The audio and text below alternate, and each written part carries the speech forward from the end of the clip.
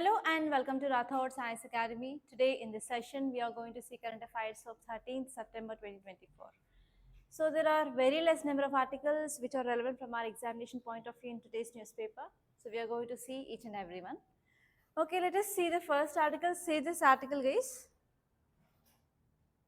Title says retail inflation stays under 4% but vegetable prices up again. So what is the keyword? Retail inflation. So what is the meaning of inflation? Okay, general rise of prices in the price of the goods and market in the goods and services in the market is called as inflation. So what is this retail inflation is about? Retail means at which level we can see there is inflation. What is the meaning of this retail inflation? At the consumer level, right? Okay, so what are the dimensions you have to see?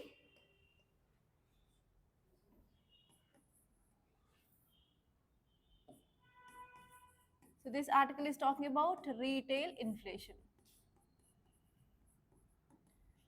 So tell me first from which subjects we can connect this? From GS paper 3 under economy. Next. And next one is steps taken by government which comes under fiscal policy. So this is part of your governance. And next one is what is the impact on society? Okay. So here what are the dimensions you have to see? The first one is you have to understand what is this concept of inflation. Inflation is rise of prices of goods and services in market. So in this inflation, we have to see different types of inflation. So can you tell me the types of inflation? Cost push, demand pull, and next one is commonly called as built-in. And you have to see what are the causes of this inflation. So what are the causes of this retail inflation now in the market? Especially because of food inflation. So food inflation is caused by mainly things like oil prices. Next one is vegetable prices. Yeah. Okay. Agriculture productivity or whenever there is decreasing of supply in market. Okay, now especially this inflation is because of increasing of vegetable price. Why there is increasing of vegetable price? What is the reason? Because of monsoons. It mainly affected the agriculture productivity, and now there is decreased supply of this food materials to the market. Obviously, whenever there is supply and demand mismatch, it will lead to inflation. Okay, now let us see this article clearly. So, India's retail inflation remained below 4%. So, what is the target of maintaining of inflation in India? 4 plus or minus 2. That means 2 to 6% we have to maintain. So, what is the present inflation rate? That is 4%. That is within the limit. But even though there is a chance of increase of this inflation because of food inflation may rise, especially in some particular rural areas from Bihar, they are experiencing significant price increases because of untimely rainfall and floods in especially in this Himalayan river system. And are you watching news, especially in China also, and even North Korea, there is huge floods and the winds they are moving around 300 kilometers per second, so very fast. So whatever the wind speed that we'll see in India, if there is any cyclone, it will be around 120 to 150, it is maximum speed, but there it is more than whatever the speed that we are experiencing in India. So it might cause a huge economic loss to China and North Korea. If they are having that losses, obviously there will be some impact. So because of this in future, we are going to see further increasing of inflation soon. Okay, so in this way you have to make interconnection what is happening in other countries. You should be aware of what is happening there. Okay, so what are the key points we can understand? We can understand here is inflation trends are changing. Sometimes we can see there is low inflation, sometimes we can see high inflation. So you should know overall what are the reasons for this increasing of inflation or decreasing of inflation, and even you have to know the terminology. What is disinflation, deflation, hyperinflation, skewflation? Okay, so those words whenever you often see in the news, you have to know the meaning of those words. And this one is even from one region to another region, we can see regional disparities because some states, they are good in agriculture, some states, they are good in industries. So whenever you're talking about this food inflation, you have to see about the states which are good in agriculture. If any unfortunate situation like any climatic condition or any weather pattern which is altering this agricultural production, obviously it will rise our retail inflation. And even you have to see food price dynamics. So actually the tomato price is low. So for the first time, whenever this tomato price is low, even though we are seeing food inflation. So this is some unforeseen situation. So normally in our earlier classes, we discussed that. So this pot, potato, onion and tomato prices, they are deciding factors of food inflation. So whenever the prices of these vegetables are increasing, obviously the thali price will be increased. Okay, but here now the tomato price is under control. It is around 20 to 30 rupees per kg. But even though there is some impact on consumer behavior, and we can say there is volatility in the food markets because of this vegetable prices. Okay, so here whenever there is inflation, we have to say about monetary policy. So even in your yesterday's class, I think economic class, sir discussed about this fiscal policy and monetary policy, right? So you have to correct those things here. Okay, so I think there is no need of explaining this. And actually why there is food inflation risk now? So here in this year, IMD and even some other private meteorological organizations, they predicted that we are going to have this La Nina. So what is this La Nina concept? What is El Nino and La Nina?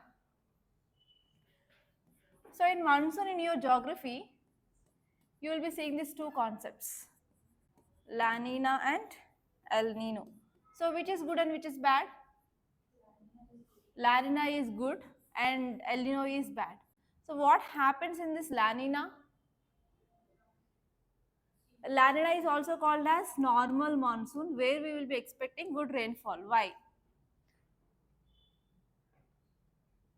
Okay, so here we have, I'll take next page. So here we have India. Here we have Australia, and here we have South America. South America, Australia and India. So in La Nina conditions, what will be the criteria? Where can we see high pressure and low pressure? Huh? Yes, low pressure will be seen in India and as well as Australia, and high pressure area will be seeing in this South America. According to pressure gradient force, always winds move from high pressure area to low pressure area. So we will be attracting winds. So whenever winds are coming like this, so they will be also bringing enough moisture and they will be causing good rainfall. So actually this year we have this La Nina. If you compare with the last year we have El Nino. Okay, so here whenever we are having La Nina, obviously we will be expecting the good rainfall. So because of this rainfall also, actually agriculture productivity will be get affected. And what is this El Nino concept? El Nino, what happens in this El Nino? Whether we will be having low pressure or high pressure in India? Huh? In Australia? So here we will be having same low pressure, but here we will be having high pressure and low pressure. So only in this Pacific Ocean region there will be changing. Okay, so here now the winds will be moving in opposite direction, but here we will be attracting very less winds, so that we will be getting very less rainfall in this El Nino condition. So if you are having El Nino means obviously we will be having very rainfall and it is affecting our groundwater table and it will be affecting our agricultural productivity. But now this year we have this La Nina. So because of this La Nina also, yes, we can see that there is some unproductivity. Like if even we are having La Nina, so the rainfall is unequal. Some areas you are receiving heavy rainfall and some areas you are receiving very less rainfall. Even recently floods in Vijayawada, floods in Khammam. So these are some examples. Never and ever there were no kind of floods in Khammam. For the first time in this year we got this floods. So because of this, we will be having very unproductivity even in this La Nina also. Because of this, even future prices of food can be altered. Okay, so what is this retail inflation? Retail inflation is also known as consumer price index inflation. So we are calculating this inflation at consumer level. So this inflation which tracks the changes in retail prices of goods and services which households purchase for their daily consumption. And in this CPI, we are calculating for a fixed basket of goods and services that may not be altered by the government from time to time. Okay, so those are the things. And who will be releasing this CPI? That is National Statistical Office, which comes under MOSPI, that is Ministry of Statistics and Program Implementation. So why we have to track this retail inflation? What we'll be getting if you know about this? So if you see about this retail inflation, we can understand the health of our economy. So here there is a chance of getting a mains question. So what is the need of tracking retail price index, or like what is the need of calculating WPI index? So in this way also you can get 10 mark question in your mains from inflation. So you have to write at least 3 to 4 points with evidence, that is data. So actually this retail price index, it is considered as one of the barometer of inflation. Barometer is an instrument which is used to measure pressure. So in the same way, if you want to check about inflation, so this is the one index that we are using to measure inflation in our country. And this one is, so it is also used as a tool for monitoring of price stability in the market. So how the price variation is happening. So we can understand that. And even now RBI is using this CPI as a benchmark for its monetary policy tools. So what are those tools? For example, interest rates, reverse repo rate, LAF, etc. And next one is, so it will also give an information regarding purchasing power of consumers. So if inflation is increasing, purchasing power is increasing or decreasing? Yes, decreased, right? So here we can understand how the purchasing power of consumer is changed with this inflation. And next one is, it will also tells about the cost of living. When inflation is increasing, cost of living will be increased or decreased? Huh? Cost of living will be obviously increased, right? For example, if you want to take one apple, earlier if it is 10 rupees means, if you see now it is around 20 rupees. So if you want to buy the same one apple now, you have to spend 20 rupees. That means whatever the cost which is incurred to live will be obviously increased. The cost of living will be increased. Okay, so these are about the importance of the retail inflation for knowing about the health of economy. So I think 2 days ago we discussed about an article regarding SpaceX is launching spacewalk, private spacewalk, and this is the image which shows that around 4 private people who are not astronomers went to space for spacewalk. We have to know about this, it is very important and you may get question. So see here, a SpaceX Falcon 9 rocket lifted from Florida and it carried American billionaire and name is Jared Isaacman. So this person is Jared Isaacman, and not only he, along with him, 3 other went into orbit to attempt world's first private spacewalk. So here there is a chance of getting question, even many of you are writing SSC, right? So there is a chance of getting question like, so who is the first person went for this spacewalk, private spacewalk, or else you will be getting a question like, so which organization conducted recently the private spacewalk? In this way also you will be getting question in other examinations. Okay, so this mission is called as Polaris Dwan mission. So here there is also one more question. So consider the following statements regarding Polar Dwan mission, and they will be giving 2 to 3 statements, and they may ask which is correct and which is incorrect, or else you can get like first private spacewalk is carried under which mission. So in this way also you can get question. Okay, you have to be prepared with these type of questions in all dimensions. So this Polaris Dwan will be the first non-government effort to perform spacewalk approximately 700 kilometers above Earth.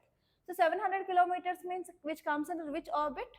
So how many orbits are there? Low Earth orbit, medium Earth orbit and high Earth orbit. So this 700 kilometers comes under low Earth or medium Earth? It is under low Earth orbit only. Okay, so this mission, they will involve in orbiting around this Van Allen belts. So in this low Earth orbit, we'll be having this Van Allen belts. So in this belt, they are going for this spacewalk. And what is a spacewalk? Spacewalk, it is also called as extravehicular activity. So they will be coming out of a spacecraft and they will be walking in the space. So actually it is a private spacewalk. That means so these persons, they are not astronauts, they are common people. And next one here is what is significance of this walk. So actually these spacewalk, normally they will be done to carry out some scientific experiments, like whenever they are in space, so they will be understanding like how the space environment will be having impact on our body, like how it is impacting our circulation system, how it is impacting our heartbeat. So like that they will be studying about some scientific experiments. And apart from that, here if there is any new equipment they have to test in the space, so they will be doing this spacewalk. And for example, if they want to repair any satellites which are present in the space, so have you watched this movie called as Antariksh? So in that movie, here this astronauts, they will be going for repairing of spacecrafts. So if there is any need of repairing of that, they will be also going for the work. So these are the applications of spacewalk. So you have to see about other different applications of this spacewalk. Okay, so you may get a prelims based question on this application part. Okay, see this article, satellite based toll system likely from 2025. So what is a toll based system that we are using now? How many of you use vehicles, four wheelers? Okay, so in the toll roads, so how the money will be charged?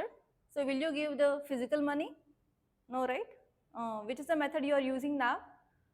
Tax, RFID tax, right? So actually we are going to replace that RFID tax with this satellite based toll system, and we are going to implement by 2025. So is it easy to move from one system to another system? Yes? Is it easy? Then what we have to do?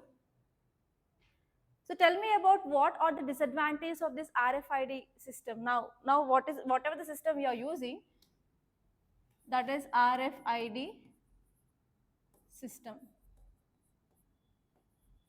So we will be having just one tag with the barcode, and this will be getting scanned, and the money will be automatically deducted from our bank account, which is linked with this RFID tag.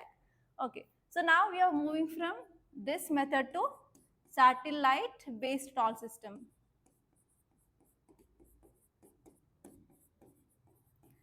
So tell me why we need to move this.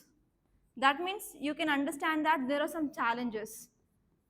So now my question is, what are the challenges we are facing in this RFID system? Okay, sometimes. Okay, some technical issues. Next. Okay, it is not. So actually, it said that at around 500 meters it will be scanning, but even if you go near to that also, it will be not scanning. Okay, that means there is lack of efficiency. Next. So after implementing of this RFID system also, so traffic congestion is there or not in at this ORRs? Yes. So there is also traffic congestions. Next. Next. Tell me, what are the problems? Those are the problems that you will be facing in your daily life. It is a general question. Come on, guys. Weather conditions. Okay, radio frequency. Okay, I can take it into consideration. Okay, weather conditions next. Next. Okay, so if you're moving with this satellite based, so do you know what is the process? What is the mechanism of implementation of this system? So actually for this RFID, we have to take this idea and we have to paste it on the vehicle. And what is the process for the satellite based toll system? We have to incorporate one new device in our vehicle so that it will be getting directly connected with the satellites, and it can easily track our movement also. Okay, so here there are some advantages by using the satellite based. So we cannot get that much technical issues or technical glitches like RFID, and even the efficiency will be very more, and even we can track the entire movement of our vehicle. But even that is also one negative thing. Yeah, privacy issue. And this one here is there will be no traffic congestion, okay, and even it will be not having that much impact of changing of weather or weather conditions. Okay, let us see this in detail. So this topic you can get either a mains question or prelims based question, because it is one of the improvement in our technology that we are going to incorporate in our daily life. So because of this, it will be causing a lot of change in our life, so that we can improve our standard of living as well. So there is a high chance of getting question on this topic in your mains. So satellite based toll system for highways in India, it is going to come up or launched by 2025. So this is the thing which mainly said by Secretary of Ministry of Road and Transport Highways. So what are the points that you have to see here? We are going for technological advancements in the road and transport system. So whenever we are shifting to the satellite based system, it indicates that yes, there are already technological gaps that are present, and we are going to fill that, or we are going to reduce that gaps, so that we can reduce congestion traffic at this toll booths. And next one is this initiative which also says that yes, government is taking lot of steps to modernize our infrastructure as par with the developed countries like USA, like that.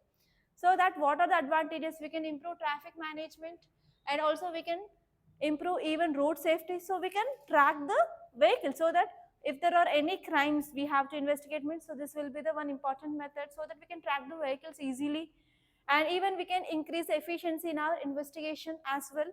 And if you see the economic implications, so we can enhance the flow of goods and services, so there will be decreasing of time lag at the stalls, so that even we can benefit our economy by reducing transportation cost as well. Like if you are staying like around half an hour, especially when we go to Nalgonda, so during the festivals, so there will be minimum wait of 10 minutes at the stall booths. Okay, so because of that, what happened? Diesel will be getting wasted, increasing of pollution. So whenever the diesel is get burned wastely, means obviously the transport cost will be increased. So these things, they can be addressed if you are having this new type of toll booth system. And next one is even we can use the data, okay, clearly, okay, and that will be helpful for even highway management and even better traffic analytics. We can do that, and even the success of the system we don't know, like whether the people are going to accept it or not because of privacy concern, as we talked. Okay, so the success of this will be depend upon the public acceptance. So if they're accepting, we can say that this will be very advanced method that we are going to incorporate in our daily lives. And this one is, this will be more efficient, so that we can reduce the lower emissions as well from the vehicles, so that it will be also helpful for attaining of sustainable environmental goals. And this one here is, so this project is aligning with the global practices like other modern transport solutions, okay, that we can incorporate in our road and transport system. So what are the features here is, so this proposed tolling system which utilizes GNS, that is Indian Satellite Navigation System, Gagan, and even we are also using GPS of US as well. Okay, and actually we are using these two things, GNS of India and as well as US global position system. And because of this, it will be very efficient. We are using two systems here. And this one here is, to implement the system, we have to fit vehicles with one new device, that is onboard unit, OBU. It is a tracking device. So this device will be communicating with the satellites to determine the location properly. And even it will be coordinates with the national highways, and you have to use one login ID by using the digital image processing, and they will be calculating the toll gates where you are entering and where you are exiting. Based on that, the amount will be deducted from your bank accounts. Okay, so what will be the benefits? The benefit here is smoother traffic flow. There will be elimination of toll plazas, and because of that, we can reduce traffic jams or traffic congestions, especially during peak hours. And we can also go for faster commutes. There will be frictionless toll collections, so that we can also increase the traveling time. Okay, and we can also focus on efficient highway network, and we can also focus on fairer billing. Okay, and next one here is about bulldozer justice. So see this title. Yes, employment will be somewhat lost. Okay, that is one drawback that we can see. Okay, see here the title of this article, putting brakes on bulldozer justice. So what is this bulldozer justice? What does the word bulldozer justice means? You have to know about this word, bulldozer justice. So if you are going through the newspaper from the least recently from 15 to 10 to 15 days, we are seeing like demolition of properties by using this bulldozer. Bulldozers are nothing but big vehicles like cranes. There will be some large equipment, right? So the name, company's name will be like JCB, Hitachi. So there will be different equipments they are using for demolishing of properties. So example, Hydra in Telangana. Okay, so what is this bulldozer justice? So is it correct to demolish the property? If it is illegal, we can. Okay, think and tell me. So is it legally correct? Then what we have to do if they build illegally or if they build by illegal property or illegal wealth? Come on, tell me. So is there any law to guide this demolitions in our country? Actually, for the states, they have different laws. I'm asking, my question is whether we are having a unified law in our country. Do you have any idea at least? Okay, so let us say this article, and this is, I think so, the new topic for you guys. And today I will be giving you the main question on this bulldozer justice itself. You have to know this. So here Supreme Court recently announced that yes, there is a need of issue of nationwide guidelines to regulate property demolitions because there is increasing of filing of cases from the different states regarding this illegal demolitions. Okay, so this word we are using here is bulldozer justice, and you have to know exactly what is the meaning of this bulldozer justice. Bulldozer justice, it is a term which refers practice of demolishing properties often belonging to those who are accused of crimes, sometimes without following proper legal procedure. If they are building any property, they are going for smashing of that property. This is the meaning of bulldozer justice. So why Supreme Court came up with this decision of issuing of nationwide law? What is the need? Why Supreme Court is saying this? What is happening in the news? So Supreme Court are getting lots of reports of property demolitions. Actually, they are used in the form of punitive justice. Especially they are saying that they had been illegally and that property is belonging to some criminal person. So because of this, we are going for demolishing. Whether it is right, is it right? So think on this, your future civil servants. So this kind of ethical questions will be there always before at least one question every day in your life. So you should be not moral person. You should be an ethical person to take the decisions. Okay. So those things that we will be discussing in our ethics. So once you complete your polity and governance, so then I can start my ethics. Before that, I can't start my ethics because you have to know the simple things and at least articles, at least how government is functioning, so that on the functioning of government, we will be having our tasks. Okay. So here now, the local state governments have increasingly resorted to bulldozers to demolish properties. Example, Telangana state, it came up with this project called as Hydra, and it is demolishing most of the properties in state of Telangana. And actually, they are accusing that they are illegal buildings. So they had been constructed within they are within the limits of what? Are not following the news? So within the wetlands, they are occupying the wetlands and they are building this things in the wetlands. So actually, I said one topic in our earlier classes about why the reason for the floods in cities. Why? Because in cities, whatever the wetlands are there, within 3 months of time, they will be disappeared. And on that area, the buildings they are building, right? So because of this, what happened? There is no space for this occupying of extra water that we are getting in the form of precipitation or the rainfall in this monsoon season.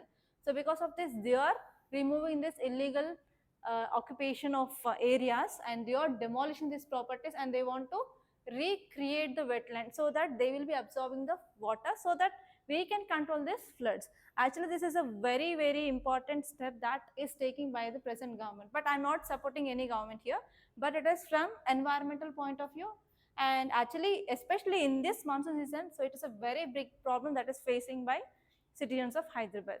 And especially if you go in this traffic, then you can understand how the people are facing a lot of problems because of this stilling of water on the roads.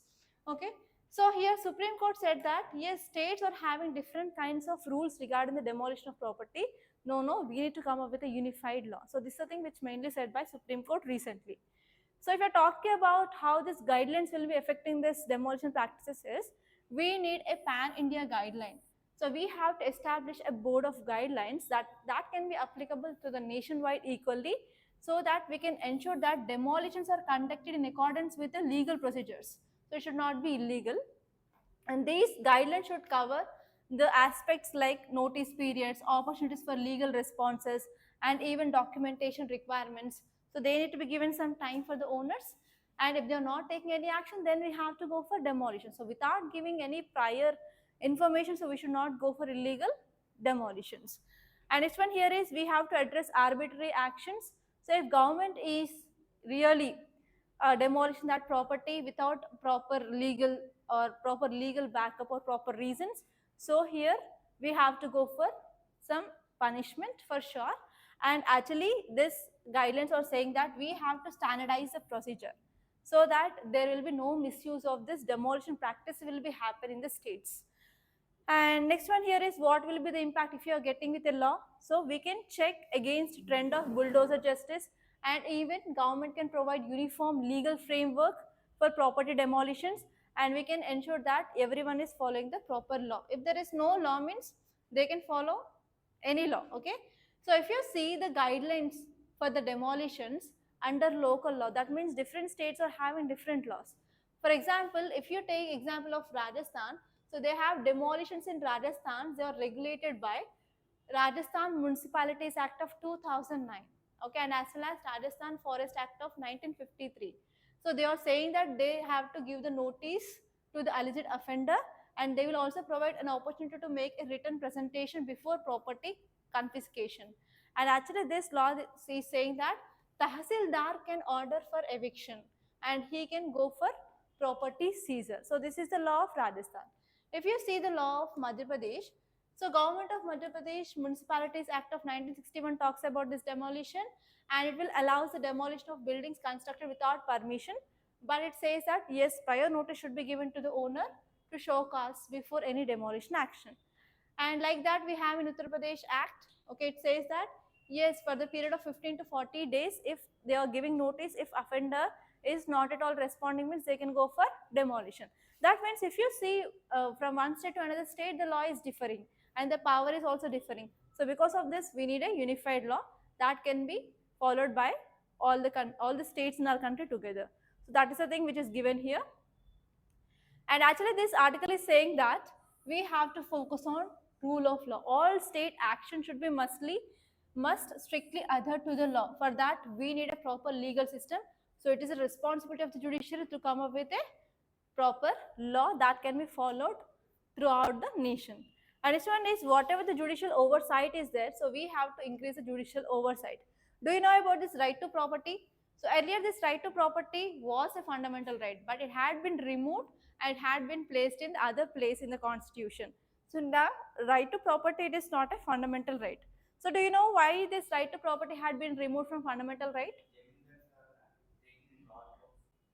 Especially for effective land reforms in our country. To make the land reforms, yes, government removed this right to property as a fundamental right and kept as a constitutional right. So that land reforms will be taught by Sarvan sir when he will be discussing about agriculture topic. Okay. Yeah, next one here is we have to review already existing laws, and we have to make the changes to the already existing laws according to the nationwide law. And this one is we have to focus on even alternate dispute resolution mechanism, because if there is any need of mediation or arbitration, if they are filing case in Supreme Court or High Court, already there are pendency of cases. So this will be carried to more than 20 years. So rather than that, we need immediate justice for that, so that we can empower this alternate dispute resolution mechanism to get faster justice and speedy justice. And even we have to focus on rehabilitation of the rehabilitation plans. So whenever we are going for demolition of the property, so we will be also affecting their fundamental rights, that is right to life and personal liberty. So even government need to have a plan B for rehabilitating of these people who are residing in that area, so that they can get some alternative housing methods, livelihood measures, and even some mental health services, because losing of house, it is not a small thing. People cannot digest that, right? Okay, so because of this, government need to focus on even rehabilitation method as well. And see this article, healthcare. Healthcare using AI is bold, but much caution first. So in our earlier classes, we studied about healthcare system in our country. We have three tier, right? Tertiary, secondary, and primary healthcare center. So one of the problem in our primary healthcare center is lack of doctors. So now there is one news which is becoming viral is, can we use artificial intelligence in this primary healthcare center so that we can ensure the medical practitioner, which is AI, 24 by 7 in PHCs. Can we do that? Yes or no? Yes. How? Why? What are the positives and negatives? I want both the sides. There are positives and there are negatives. Okay, 24 hours they can provide services so that we can improve our healthcare system. Okay, what is the negative? We can't trust AI. Hacking, okay, ethical hacking, hacking of AI can be done, okay. So in healthcare, what is the very important thing? So what we can expect from a doctor? If you're going to any doctor, so how can you say doctor is treating well? And how can you say that doctor is not nice? We'll go to next another hospital. The way of treat, what is that word called as? How doctor should treat a patient? Uh, come on, come on. How doctor should treat a patient? There is a need of empathy, right? They have to understand the feeling of a patient and they have to give treatment empathically. So even though if they're not able to give any medicines, if they'll say that yes, nothing will happen, it is a very small problem, you can recover within 10 days, so just take rest. If this kind of kind words is enough to give emotional support to a patient, can we get from AI? Yes. Now tell me, can we use this AI in PHCs? Are you getting my question? Can we use this AI now? uh, yeah, empathy. Robo. It will doesn't work like that. That is movie, it is reality. Okay. Okay, we can use for supporting. Okay, so if they need some emergency thing at that time, at least we can use this AI. So here this article is saying that we can't get this empathy from the doctor. This is necessary in this doctor-patient relation. So because of that, we can't use AI now. At least it will take some time to incorporate this kind of technology in our country. So now let us see this article, what exactly it is saying. So there is some news about possibility of free AI powered primary care physician for every Indian, available 24 by 7 within next 5 years is ambitious. So this is one news which is spreading, like we can use this AI in PHCs 24 by 7. And even because of this news, it is also raising some concerns, as I said, about feasibility. So if you want to get this AI, we have to use our financial resources. Whether is it okay? Already if you see in our health how much they are spending, less than 2% of GDP, like whether it is feasible. So this is one question. And this one is whether is it sustainable, and whether we can understand the feelings of patient, whether can we get empathy. So these are some challenges and these are the questions that we are getting now. Whether Indians, they will be accepting this or not. So Indian mentality will be, if the doctor is not talking well, they will be saying that doctor is not nice, we'll go to next hospital. We have many hospitals. Yes or no? So that is a thing that obviously you will be seeing from your patients, from your parents and even from your near and dear people. So here again, one more challenge here is how they are collecting the data, and again privacy concerns, and again complexity of our healthcare, and again risk of relying too on AI, is it correct or not? Again, these are some other questions. Okay, now let us see this article in detail. So here we are going to understand like whether if you're using this AI in healthcare, whether it is feasible or not, whether it is practically good or not, whether India is ready to adopt this technology or not, and whether can we establish this kind of infrastructure and policies. Okay, so what will be the implementation challenges? So all need to be taken care of, and especially empathy and cultural understanding is irreplaceable. So we can't replace that with any machines. Humans cannot be replaced with the machines in this thing because they don't have any feelings. And next one here is, yes, they are collecting the data. So sometimes that data can be misused. So no, sometimes AI can be hacked. So that will also cause lots of concern. And even there is no proper transparency and there will be no proper public trust. Public may not be trusting this AI, and even safety issues also. And if you see the applications of AI, especially in this healthcare, there are very narrow applications. So we don't know like whether they will be replacing human interaction with this patient care or not. And actually, we need more technology, and India need to take some more time to implement this kind of technology in our healthcare. Okay, clear? And see this article yesterday, we discussed about this. Health coverage to all over 70 years is good, but more needs to be done. So yesterday, some of you asked me question rather than giving that insurance. So what question did you ask, Manoj? Okay, so one of our student, he asked a question is, rather than giving insurance for 70 plus year old people, so we can divert that money to increasing of spending in research and development in health. So tell me, online students, what is your opinion on this? And even offline students, think about this. So I thought that this is very important thing that we can do. Okay. Yeah, it life it matters. Already, yeah. One more question here is already Ayushman Bharat is giving 5 lakhs rupees for family. So these people will be included in that family itself. Why separately for the 70 years of people? Already, if the family is getting 5 lakhs there, obviously they are included in that. Mm. Okay, think about this and tell me your opinion after this class. Okay, either it may be positive or either it may be negative. You need to develop your own perspectives. So my idea is you have to think in these dimensions also, because there may be a question. We can't predict UPSC, right? And say this one more article. It is a time for India to introduce a universal basic income. What is this universal basic income? So I think I explained this topic once earlier. What is this universal basic income? Okay, so think about this topic, and if you guys not able to retrieve the information that I said in ideal classes, I will be taking this topic tomorrow. Okay, so these are the important topics that appeared in our today's Hindu newspaper. So by this I'm concluding.